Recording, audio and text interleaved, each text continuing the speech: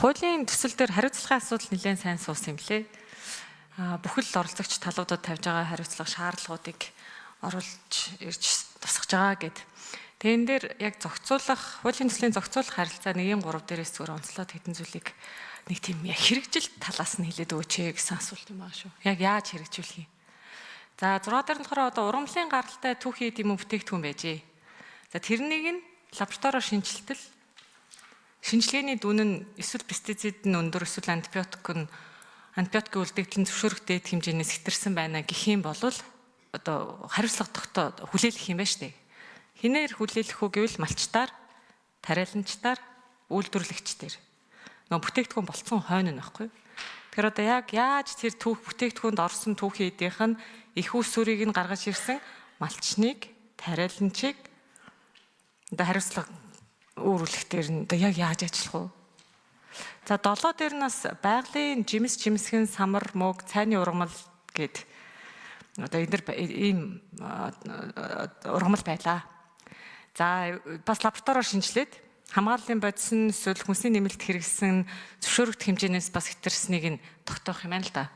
Тэгээд тогтоонгуудаа түүсэн хүнд нь хариуцлага хүлээлгэнэ. Худалдаалсан иргэнд нь хуулийн этгээдд нь хариуцлага хүлээлгэнэ гэсэн байгаа байхгүй юу? Тэр яг яаж амьдрал дээр яг одоо хэрэгжих вэ? Яг энэ хуулийн төсөл хэрвээ батлагдвал. Тэгээ ер нь энэ лабораторийн асуудлуудыг бас хэд хэдэн газар тусгаж өгсөн байнамаа. Тэгээ лабораторийн одоо чадамж хангалтгүй байна гэсэн бас тайлбарууд хэд хэд давтагдаж гарсан. Тэгэхээр энэ хүнсний аюулгүй байдалтай холбоотой лабораториуд яг ер нь хэний нуруунд дээр байдгийг. Одоо төрийн одоо төсвөр ерөөхдөө бүх үндэсний энэ лабораториуд үйл ажиллагаа явуулдаг уу? Эсвэл бас хувийн олон улсын одоо стандартад нийцсэн тийм лабораториуд бас байдаг юм уу? Ер нь цаашдаа яг ямар байдлаар энэ хуульд явах нь зөв бэ гэдгээр заалт зөвлөд туссан байгаа вэ?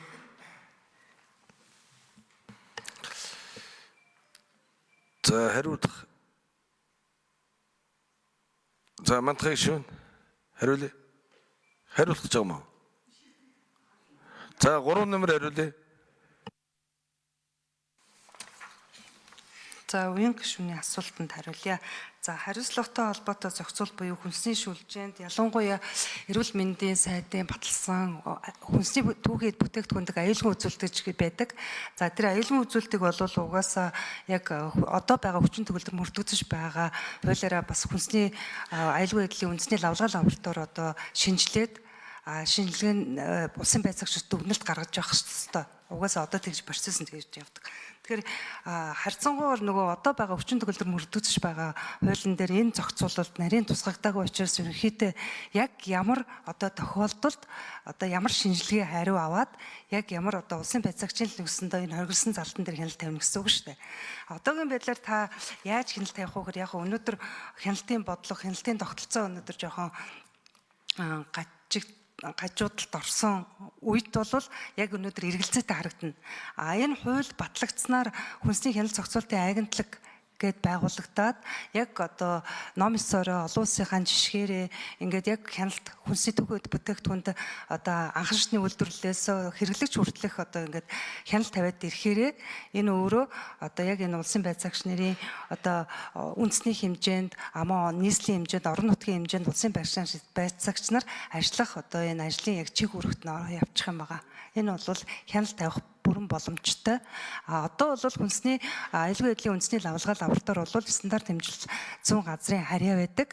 Энэ хуулиар бол бид нар тус лабораторийн харьяаллыг одоо шилжүүлж энэ шинээр байгуулагдах буюу шинээр биш одоо зохион байгуулалтанд шинээр орж нэгтгэх хүнсний хяналт зохицуулалтын агентлагийн харьяа энэ хүнсний аюулгүй байдлын лавлгаа лаборатори одоо харьяалуулах ийм одоо саналтай орж ирсэн.